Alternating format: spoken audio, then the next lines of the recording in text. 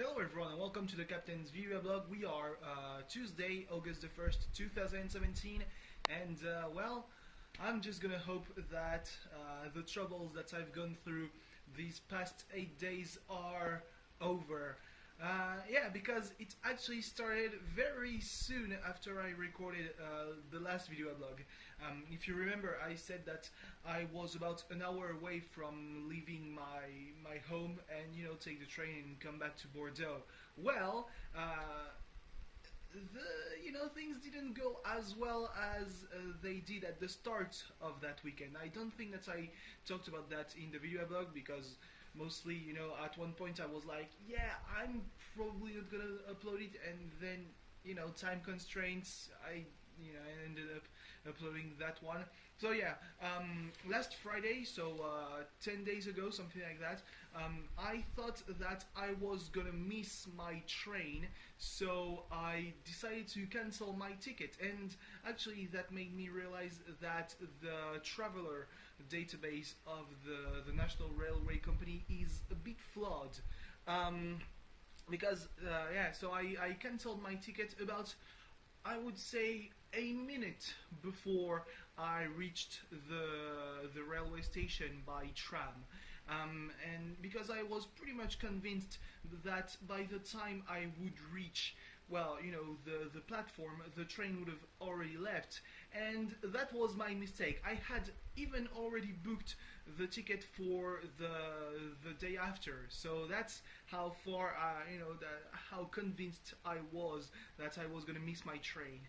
But as it turned out, I managed to catch my train. So yeah, I was pretty sure that I would get fined because that's the kind of train where you have to have booked your seat. I had unbooked my seat. I had cancelled my booking. But yeah, I went to see the people who check your ticket. I showed them the QR code that had been generated when I had initially booked my ticket, and I was pretty sure that they would tell me, oh, there's some kind of error. I don't know where it comes from, but no, I saw on the machine my face because it's linked to an account that I have on the website of the railway company. So I was like, yeah, my ticket somehow is still in the database. And the only measure that I had taken at that point to make sure that I would still have that code was to just cut off my data connection so that the app where the QR code was located wouldn't get updated, so that the code would disappear. And obviously I can understand a bit why the code and the booking would remain, and it's because they have to refund your ticket. But because the monetary transaction is pretty much immediate, you'd expect, well, the deletion of your info to be as immediate, and as it turns out, it wasn't. It also was a bit problematic because two other people apparently had my seat.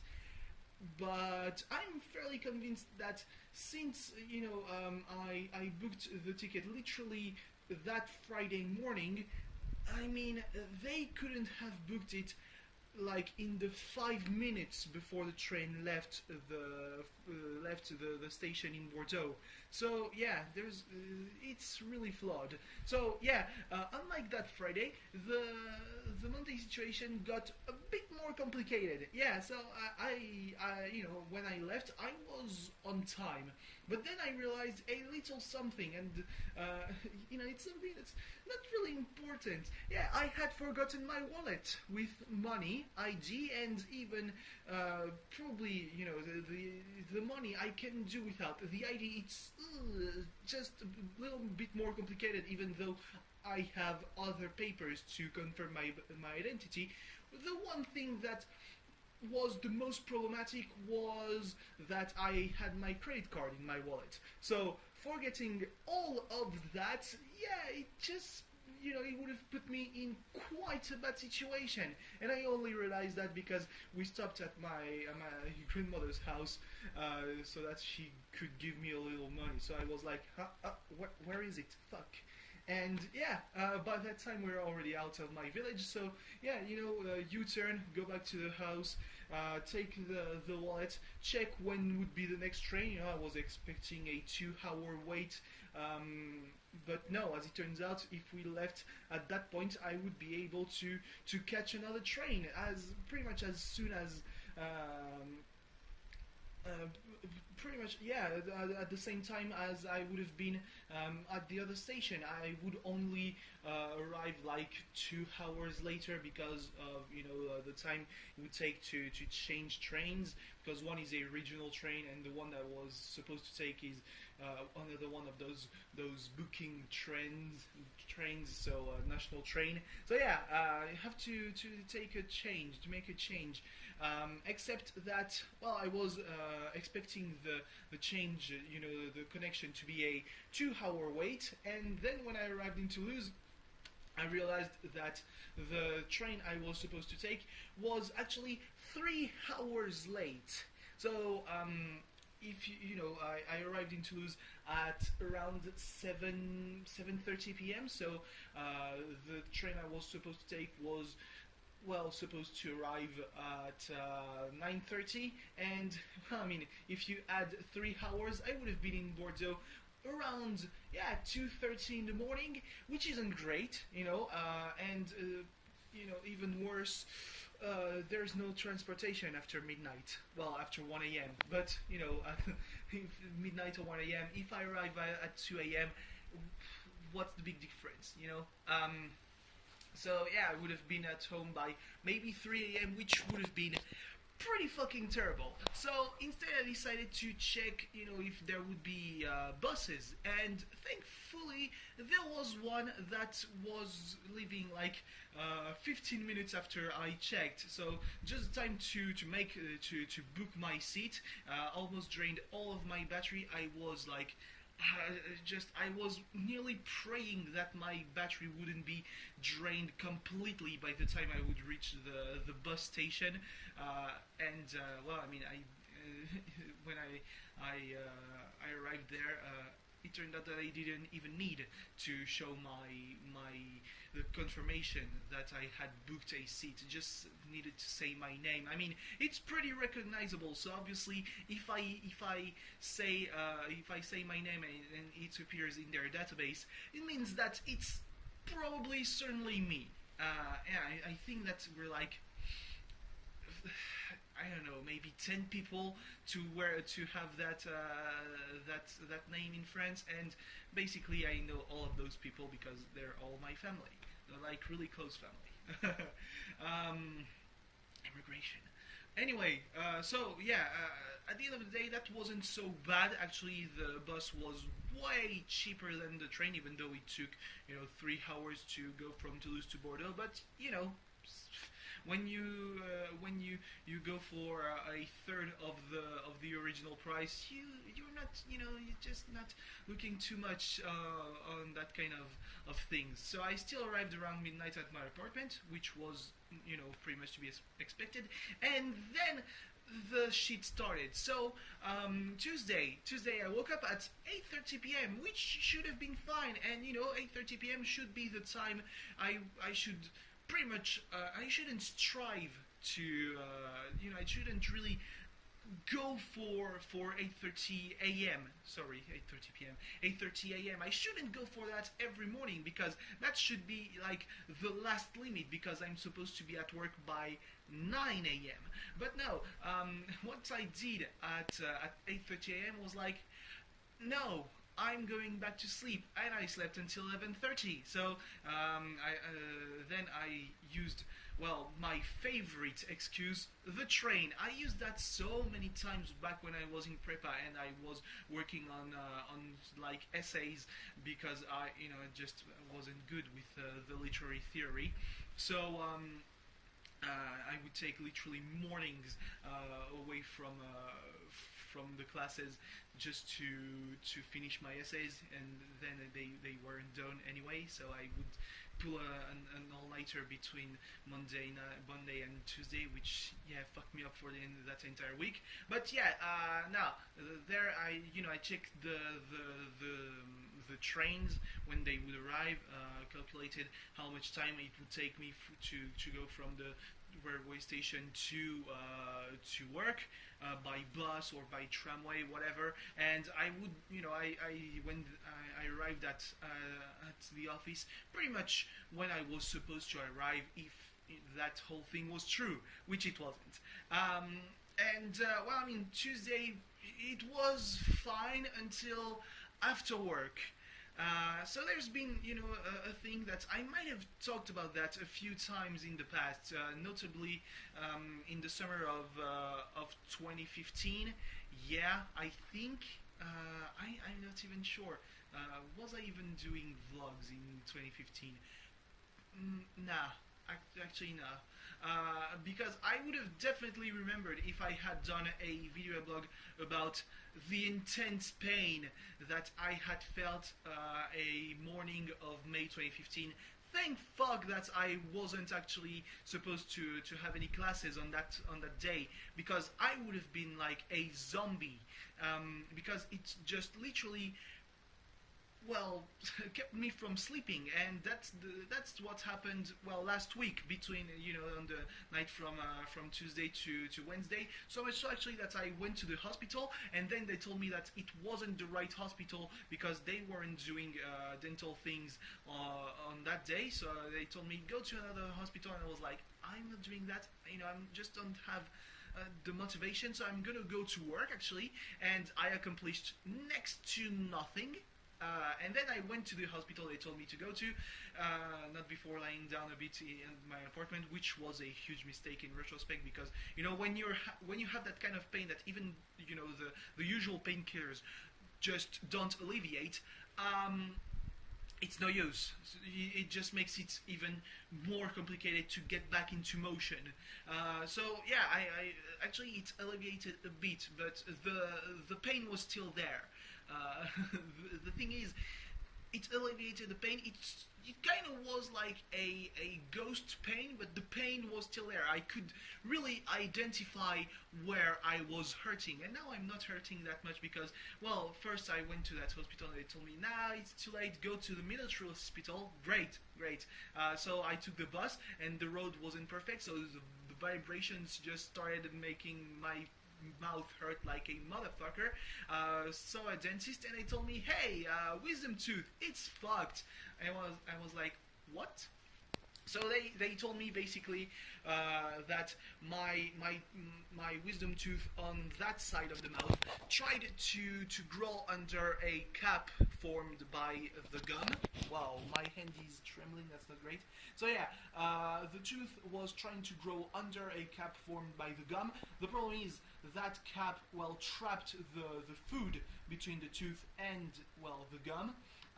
So, well, I mean, what happened was that I got a cavity, probably the first time in about 15 years. Yeah, that's not great. So they gave me two things: more potent painkillers, which really worked, and now I understand a little bit more why people are addicted to codeine, because holy shit, that really works. And also anti-inflammatory, which I'm used to, because yeah, they want to keep the infection to spread, which is really obvious. Also, my throat started to hurt, so yeah, I was probably also sick in the like more common way, more usual way for me. Probably a sinusitis. That's the shit that happens.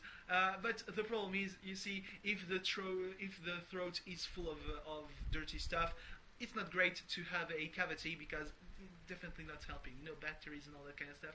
Just a little bit icky. So the painkillers didn't act really quickly to be quite honest. Like the first moment where I really felt like I was getting better was by Friday, but the problem is that also by Friday I had completed almost every night was almost an all-nighter because the pain just had kept me from sleeping for 30 something hours, and then I just fell asleep. But when I woke up, it was like 2 in the morning, and I was like, okay, that's great. I also hurt, so I didn't sleep on Wednesday night.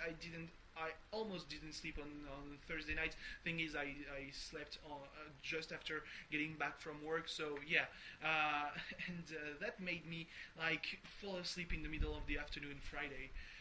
Yeah, and also, well, we had some complications at work, some stuff that wasn't ready when it was scheduled to be ready. So the tests that I was supposed to run this past week, I couldn't run them, and I really cannot feel bad about that because I would have been a zombie. Like, oh, hello, I'm losing my voice. Sorry. Like I felt my when I was on the phone to solve some technical issues.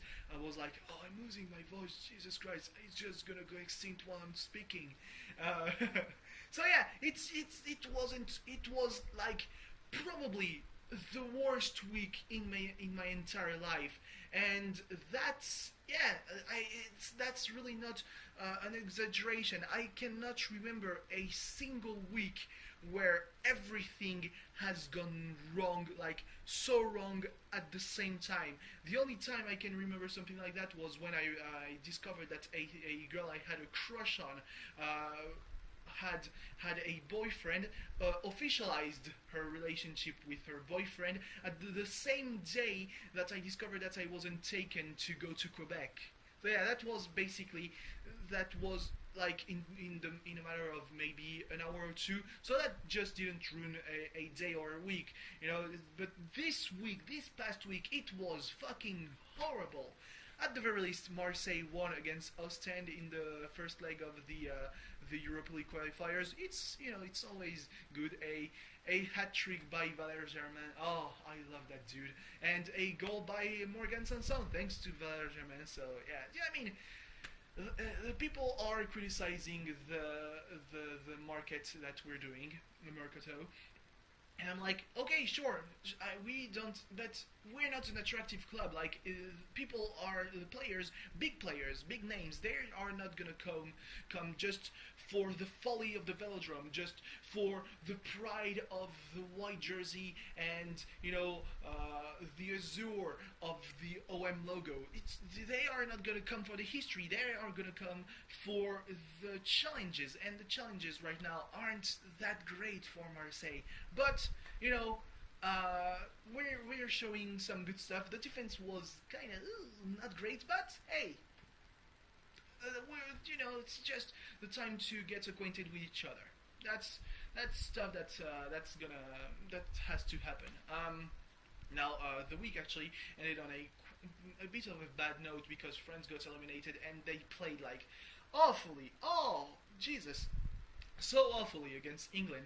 Actually, I didn't catch all the match because I had planned. Oh yeah, that's also just a doozy. I had planned to go to the cinema on Sunday evening, but as it turns out, I woke up around 8 p.m. on Sunday evening because I actually spent most of the morning trying to do a GIF from like 15 seconds or not even that long from an episode of Gomorrah that's was set in Barcelona, and I saw an ad for something that I knew, and I was like, wait, so they are running ads for that zoo from Marseille all the way to Barcelona. Like, it's ads that, the concept is pretty easy because it's the same ads that they've run for like 20 years, so, there's just not a lot of budget in renewing, because it's always the same message, but still, in Barcelona, in Marseille, in these big towns, so yeah, it was pretty fucking surprised. Anyway, besides that, what can I say? Yeah, so I started watching Akashic Records. which is surprisingly not as shit as I would have expected. I mean, sure, the OP and the ED are just generic. The MC is overpowered, and he's the same MC as you see in those harem high school magical academy things, shit talent adaptations. But still, it's not that shit. I felt it's a bit fun. Now after that, I'm gonna watch Uromanga Sensei, which I'm pretty sure that this one is gonna be awful. And the problem is, I'm actually once I'm done with Akashic Records, I'm gonna have to catch up on Sakura Reset and Shingeki no Bahamut Virgin Soul, because sometimes you're just a dumbass that starts two cores when you have like 20 single cores to watch. Yeah, and also, well, I mean, before I can start watching summer season anime, I also have like Kyokai no Rinne, the third season, and the second season of Boku no Hero Academia to start, which are two cores. So yeah, it's gonna be great. I'm not even sure that I'm gonna be able to start the summer season before the fall season starts, but we'll see. It's all a matter of achieving your goals. And well, I mean, my goals are also to have my master's degree. Yeah, it's gonna be work. So in retrospect, if I had known that this week would have been as awful as it had been, and especially with the Monday morning and this morning waking up just barely on time to just be like 10 minutes late at work, I would have not taken last Monday off. I think that it would have been better, but sometimes you don't. In hindsight, you'll always 2020. That's the thing. So anyway, thanks for watching. See you soon, maybe this Sunday, hopefully. Bye.